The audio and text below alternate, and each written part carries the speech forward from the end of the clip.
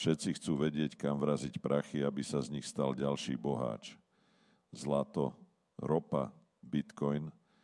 Možno máš nervy zo železa a nevadí ti, že dnes môžeš byť milionár a zajtra mať na účte presne veľké nič.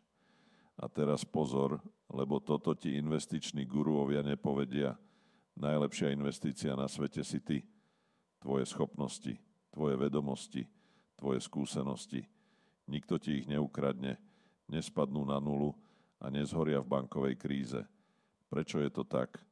Lebo keď vieš, ako na to, peniaze si zarobíš kdekoľvek a kedykoľvek. Skús si predstaviť dva scenáre.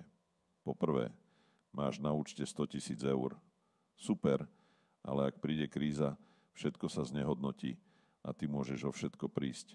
Po druhé, máš schopnosti, ktoré ťa uživí kdekoľvek na svete. Aj keby si prišiel o všetko, stále vieš, ako sa znova postaviť na nohy. Ktorý scenár je bezpečnejší? Bingo. Na odpoveď si prišiel aj sám. Najväčšia lož na svete totiž je, že ťa pri najhoršom niekto zachráni. Politici? Zabudni. Šéf? Vyhodí ťa, keď sa mu to hodí. Štát?